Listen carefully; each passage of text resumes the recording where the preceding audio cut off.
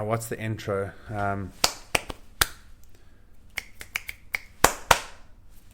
Let's do Skippy.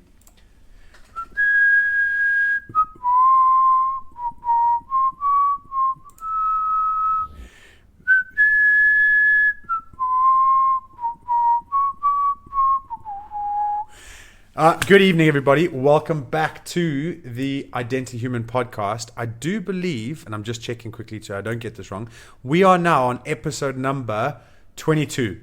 And what is this going to be around? This is going to be around, you guessed it, London Marathon post-completion. And what are all the thoughts that go with it? How am I feeling right now? How can we make this raw, emotional, and as vulnerable as can be, to hopefully inspire someone else out there to take on your own London Marathon and take the lessons away from it. Listen to the structures. How are we going to apply some of the mental models that I've spoken to you about, that you've listened on this journey and you've gone, yeah, that sounds great, Don. But that's just in theory. And I'm going to say, how did I apply them? So at what point were they the most powerful? Because, and I've said this saying today, is at the points of your highest stress or pressure, i.e. when you've hit the wall, you fall back onto your highest level of preparation. And that for me was something that came out massively on marathon day. Because I was really able to lean into the structures that I had built and put in place to allow my mindset to go, I know I've got this. I know I've got this. I might be tired, but I know I've got this. I might be tired, but I know I've done this. Okay, so it's that whole high performance triangle as the usual golden thread was really the thing that underpinned how I managed to go because of the training we've done. And I knew it. There was no doubt about that. Okay. So first and foremost, what time did I get? Okay. Because that's the first question. Everyone that is performance measured, whether you want to call it ego or just trying to get a sense of comparison, which is an interesting concept on its own, because, you know, when I've seen that running is completely a personal journey. If you are comparing yourself to other people, you are always going to feel less than, or you're going to be overly confident because you're comparing yourself to someone that you don't know what their journey's like. And just the fact that they're running is incredible. And if you're like, oh, I'm doing better than they are, understand you've missed the point. Okay, so running is a deeply personal thing that I've really learned in this journey as a big takeaway. But personal to me, the time that I got was 3 minutes, 56 and 35 seconds officially. And that was incredible. It got sub 4. So just to understand a bit of the concept of that, I never knew the gravity of sub 4. But when I told people that run or ask people's opinions, you know, and this is where we talk about watch your cup. You know, if you're putting strychnine in and your friend's putting strychnine in, thinking it's sugar, etc., they would always say that's a tall order. That's quite an achievement, because it's like Don's a big guy. I see 3 hours, 56 minutes and 35 seconds. Just to confirm, someone in the podcast the live audience has corrected me on the detail, which is amazing because what I need. But it's about, you know, you're a big guy, you've probably got some niggles, there's a lot of training that needs to go into it. So, you know, sub 4 is quite a big thing to get. But at the very beginning of it, I wrote down on a sticky note and stuck it on my computer the pace that I would need to get for 3 hours, 51 seconds and 37 seconds. 3 hours, 51 minutes and 37 seconds. And that pace was 5:27 per kilometer, right? Or 8:46 per mile. And I trained to that. I literally, every training I did was trying to beat that pace, or if I wasn't getting that pace, making sure I didn't stay too slow for too long.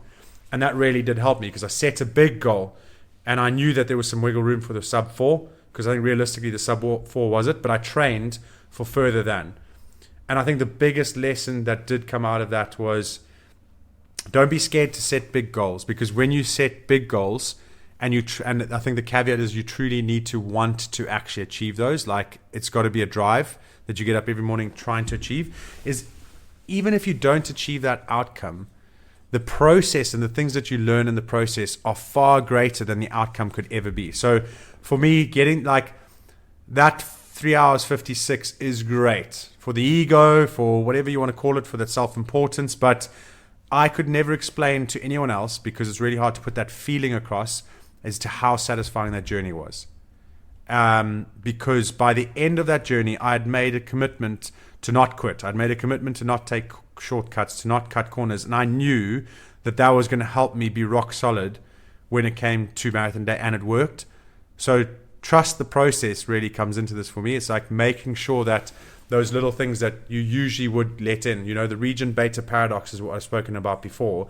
It's the little things add up. So the little times that you choose to quit, they end up adding up. Now, remember, guys, we talk about the flip of that is the little things that are positive that you think don't have a big effect. When you choose to do them, they add up. And so it's like, let's really make sure we're embracing those elements of region beta paradox and keep empowering ourselves with those little positive things. They don't have to be big ones. You don't need to run a marathon. You need to just run 3K, and then you need to run 3K again, and then you need to run 5K, and you need to just keep going at those, and those are your structures. So there was some really interesting learns for me, and it's like, I just want to really tap back into that there's that feeling in you that as much as I try to describe it to you, it's going to be really hard for you to truly understand until you've actually had that experience yourself. Or you may have had that experience with other things that you've done, when you're able to look back and recognize that everything you've put in comes into this moment. So how is that different from, say, team sport? When I played rugby and say when we won the final and then we won the double, it was so easy for me to say, well, the team played well. They would have won it without me. Because it's really hard for you to recognize the value that you actually do add. And I think there's part of being humble, part of being falsely humble, or however you want to determine that.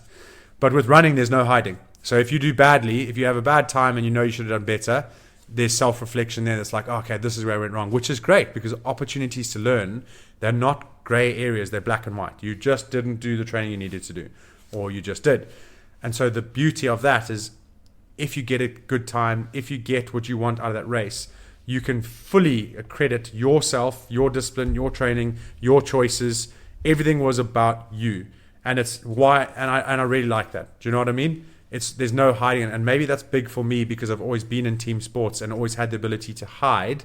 And I don't mean hide from bad, I mean hide from good. Like, no, that wasn't me. That was because so-and-so did a good kick. So-and-so made the great tackle. If he wasn't playing, I wouldn't have made that thing and. So that's where if you've got a critical inner voice or the imposter syndrome comes in there, do the little things individually that allow you to not hide from yourself or lie to yourself and really conquer that chimp, when we speak about chimps. But back onto the marathon lesson, sorry, because I get deep into this, is train hard and consistent. That's it. Just be consistent with it. And be consistent at your level. So whatever the time is you set, train there. And that obviously is an analogy for life, if you can interpret that in the right way. So then I also asked some of the guys that are live in the podcast, like in the stream, sorry, what would be some of the questions you want? And some of them came up were like, what were the emotions while running? I never got tearful. I never got emotional in that kind of way, even when I finished. Whereas last year's marathon, I kind of did. Whereas this one, I was like, genuinely, there was no time to be like, oh, I'm so glad that's finished. It was incredible. It was like when I call it like self-confidence, pride, all that. I know what those feel like now. But during the marathon, there was a lot of, oh, you could just walk now. Maybe you could just slow down. That bargaining, especially towards the last 7 kilometers. The chimp was out in full force. Honestly, so clever too. Like that chimp was constantly going, we don't need to be this fast. You don't need to do that. Maybe you can, this is okay. We can catch up later. Constantly trying to angle itself in. But because I had the structures, so like the pace that I knew I had to go at, and I was focused, every kilometer they've now put a sign in the London Marathon, which is amazing because last year they added only every mile. So every kilometer I was able to lap and able to see what my pace was and then adjust accordingly, which meant that I created incredibly consistent splits. I think my splits over the whole marathon ranged between 5:32 and 5:36, as in like 5:32 for the first 45 odd kilometers, and then the last 5, I think, dropped down to 5:36. And I didn't recognize it, but people are like, that's incredible consistency, because that's essentially one of the biggest things in running is being consistent. So yes, if we're championing consistency, if using the mental models that we've put to build up something, understand that they will work, guys. They will work. I've just gone through it to try and test that. That's the whole reason I did it. So yeah, the emotions we're running were just like negotiation. It was it was just like trying to fight that giving up the whole time. And I think that, or not giving up, but the slowing down, like just the fight in the negotiation. Someone asked the atmosphere, what was that like? Did that give you power, or was it more like what motivated you? And I must say, last year's marathon, everyone says, oh, the crowd's going to take you through, really embrace the crowd. And I'm not going to lie, guys, it didn't. It was amazing to see the support and get high fives and all that kind of stuff, which was okay last year because I wasn't running for a time. But I knew this year that I had to wear headphones, so the Shocks ones were still open ear, but I had music playing the whole time because last year the crowd actually distracted me from getting into the zone. And this year I made a focus on that. So what motivated me was the ability to zone into what I had prepped. And what I had prepped was obviously running on my own in an isolated environment, obviously, and just thinking. So I managed to do that a lot, and that motivated me. So it wasn't about going like, come on, Don. And it was, I suppose, like I wanted to say the motivation came from knowing that if I did sub 4, the less likelihood that I had a point to prove again next year. So there was like, if you work hard now, then it takes a bit of the pressure off yourself, because that was obviously something that I think in the back of my head I'd have been like, oh, we're going to have to do sub 4 marathon. We're going to have to do sub 4 marathon. So it was just like I would constantly thought about how I would feel at the end once I'd completed it, because I felt so good running. I was constantly thinking, if you're gonna keep up at this pace, think of how good that's gonna feel. And I kept visioning that, and that motivated me more than say the crowd. And I'm not gonna lie, there was 3 instances where the crowd or the thought of the crowd really got me going, and that was when I knew Ray was at the 15-mile mark with the kids. That really pushed me through, because I got to it kept my mind looking forward, because I thought they were at the 13 mile, then they were at the 14, and I actually saw them at the 15, and that felt really good, because when I saw the kids, they were so excited, and they weren't about like, oh, Daddy, we miss you. They were like, go, Daddy, come on, you can do this. Give them hugs, kisses, and there was such a good moment for them. It boosted me. And then Ray was like, okay, now we're at the 18-mile mark, so that really got me going, the 18-mile mark too, and that kept me going. So it's about that support crew, that pride, that connection, those people that are your people. If they're there to support you, they can really push you on. Because this year I didn't put my name on my vest. I actually said, I don't want to be distracted by the crowd. And if anyone calls my name, it's because they actually know me. And that's that personal touch that I was after. So there were about 8 people that called my name. Couple Chiefs fans like, come on Chiefs, we're done, let's go. And so that was a really cool connection, because it was authentic. And those ones felt a lot deeper than if I'd put my name on last year, where everyone's just shouting your name and you're kind of having to thank you, because I'm quite polite. So it's like, thanks, yeah, thanks. And you're knackered, but you're like, yeah, thanks. And then when I got to the last, say, kilometer, I didn't need the crowd. I was digging in, I was focused I was zoned in. It was hard to hear the crowd. And that was just my experience. I think if I'd been a bit fitter and a bit more Copus Mentis, it would have been easier to let the crowd come in, because I know I was ahead of my time, etc., etc. But it was almost, you're at the end there and you're just going to your dark space and trying to get through. Then one of the people said, "What about the wall?" in capitals. So obviously that's something that you speak about or hear about a lot in terms of hitting the wall at around 32 kilometers. And I was expecting it, and something that empowered me, I think I mentioned this in last week's podcast, was someone had gone through it before and said, but once you get through it, it's fine. And that was really empowering. That was a good sugar from an enemy, or sugar from a friend, depends how you want to look at it, into your cup of coffee. So I may have hit the wall at 27 kilometers. I may have only hit the wall at 38. Because it wasn't a big moment for me. There was no wall. And I don't know if it's because mentally I was just running through it. But I genuinely, up until about 35, 36 kilometers, I was keeping up a really good pace, relatively easy. It wasn't this is tough. Now, some of the aspects that helped was really focusing on nutrition.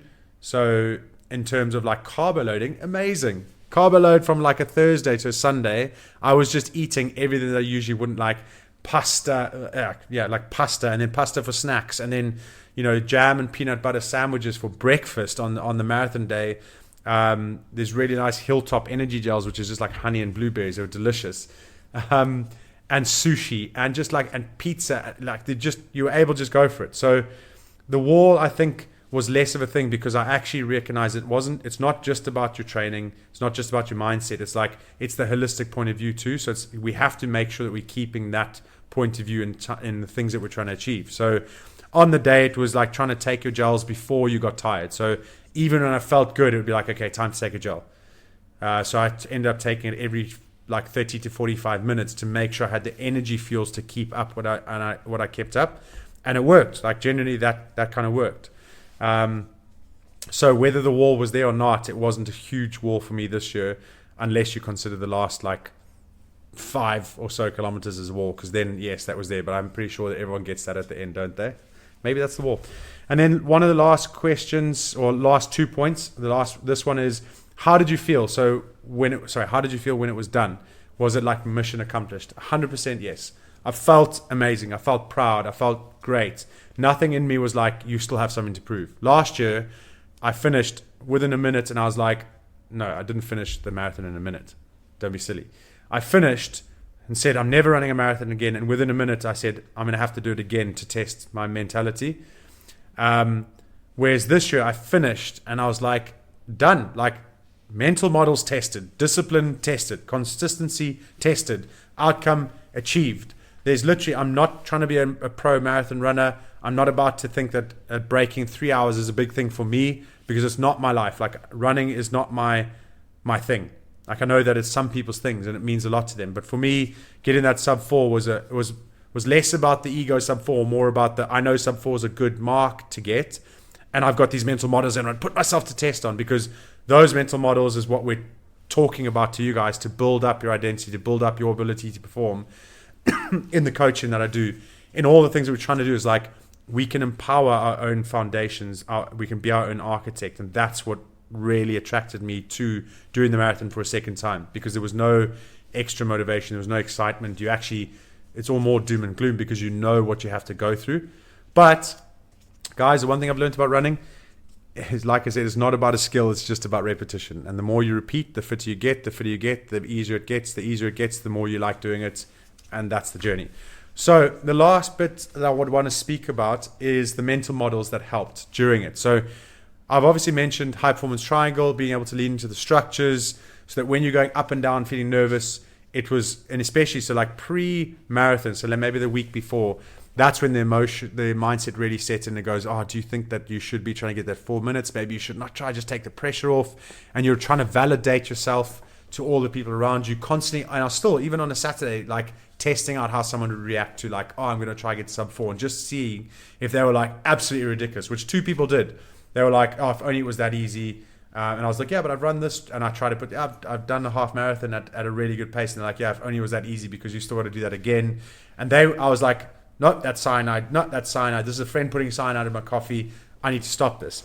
And so it was like leaning into the training. So it was like, yes, you've trained well. Yes, you've slept well. All those little things are more important for you to understand. Your ability to pitch up and run on Sunday is going to be based on those, not on what that person said, unless you allow it. Because if I allowed that, if I wasn't aware, if I was super unconfident and I wasn't aware of the structures, then the mindset would have taken over, and I think it would have been a different outcome. So the high performance triangle definitely helped with the leading up to actually pulling the trigger and getting engaged into that marathon, for a really interesting analogy. But I think one that was surprising, because last year staying curious helped. Oh, just be curious. Think about the way you run. Just that focused attention and that consistency model.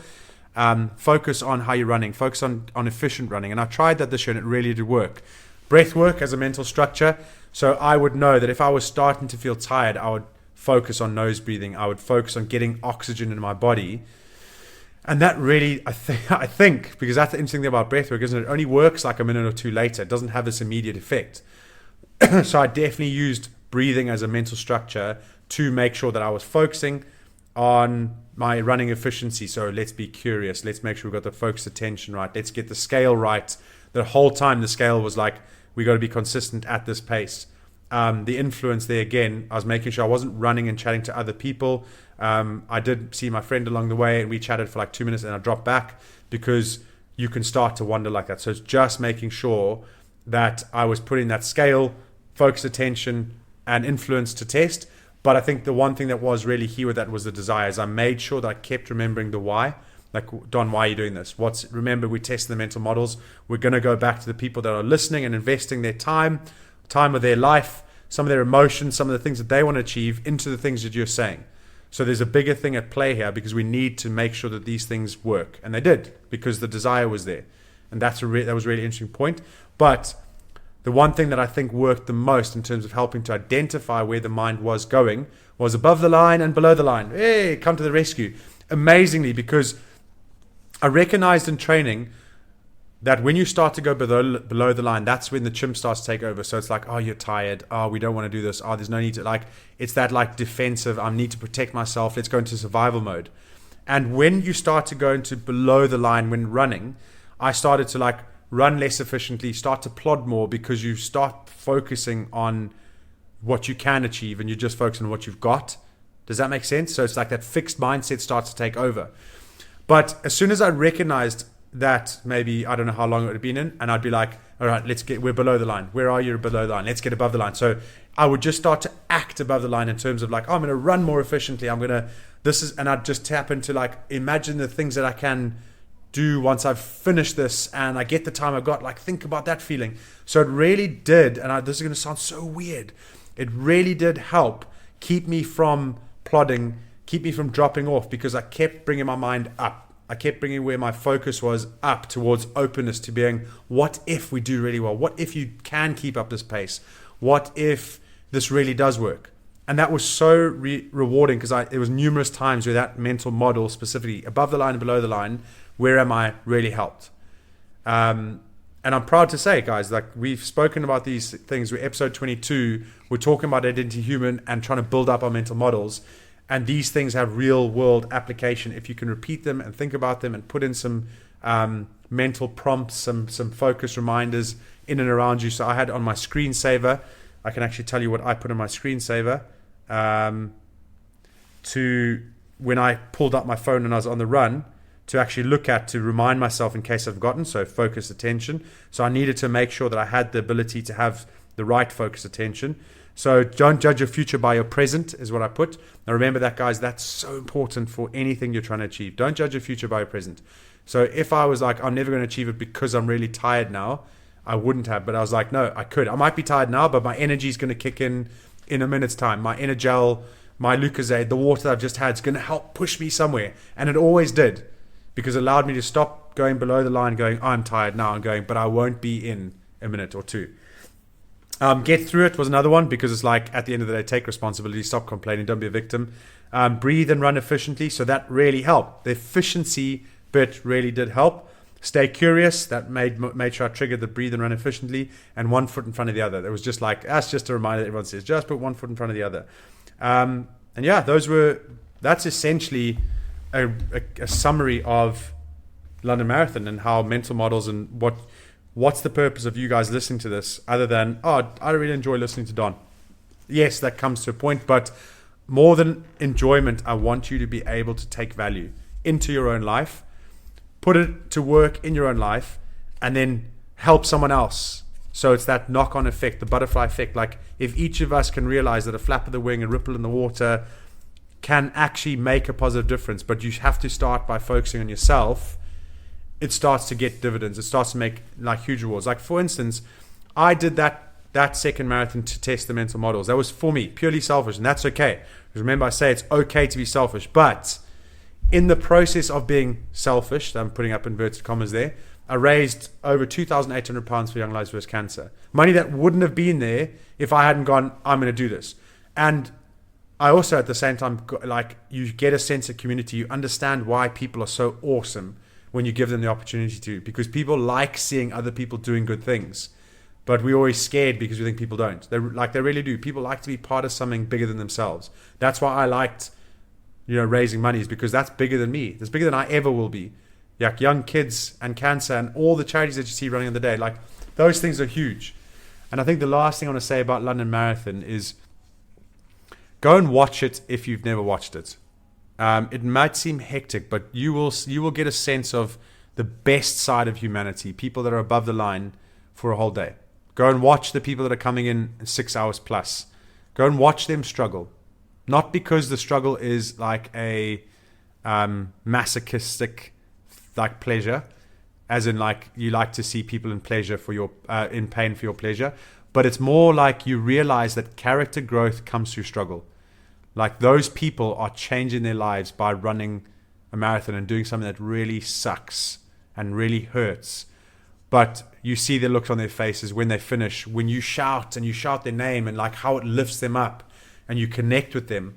Like that's an experience that I want to go. I will be going to watch London Marathon more times than just once. I will be going back there because there's a feeling, a connection there that's incredible. And then think about running it. You don't have to run, like they keep the gates open till midnight. You could literally just walk that whole thing and you complete it. I'm not sure what time the cutoff for the finishers medal is. I think it might be because they want to be inclusive. And I backing that up. It's name me a sport or an event that is more inclusive than marathons. And what I mean by that is there were people in wheelchairs competing and not competing, as in like doing it for slow time, just doing it for a cause, people doing it for competition. Then you had the world's best runners, both male and female. And then you had mid-tier runners, male, female, young, old. And then you had everyone else, people that could hardly walk, people that were disabled, people that had no legs, people that were in wheelchairs, people that were carrying fridges, running in Sonic the Hedgehog costumes, running in dinosaur bits, setting records, barefoot. I saw people running barefoot. Like that's just the people competing. It's so inclusive. All religions, all races, all body shapes, sizes, ages, languages. It didn't matter.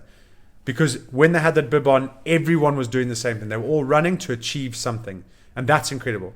And then there's the support. Like people come there and they support. Like generally put your name on your top and run it and watch thousands of different people shout your name. And for no reason other than they want to see you achieve your finish. Genuinely, like I can't try and convince you any more than go and watch if you're not convinced. And then go, I actually want to run this.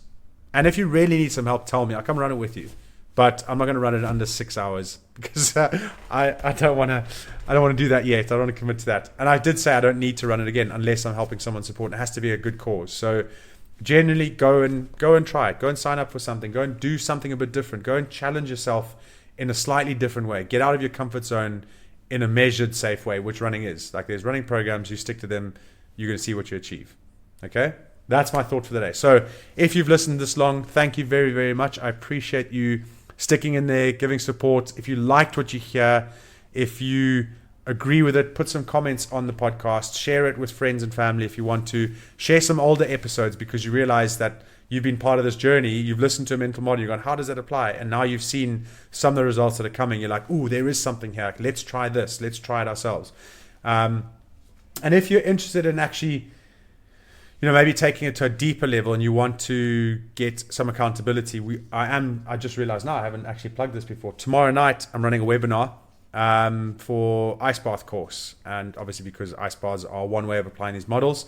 And we're going to develop that as it goes. But if you want to be on the wait list or sign up list or see the comms that come from it, go to www.identityhuman.com and sign up to the wait list. You will get the comms, you'll get all the emails, and just jump on. When you see a course comes up that you go, I want to be part of that one, then you can do. But if you're not on that wait list, you're not going to get the comms. And that, you never know. There might be something in there that's going to change your life. Or I might learn from you because it's always a two-way street. So thank you very much for listening this far. Remember, Ubuntu, we are who we are through others, but I'll look after me for you and you look after you for me. See you in a week's time. Stay frosty.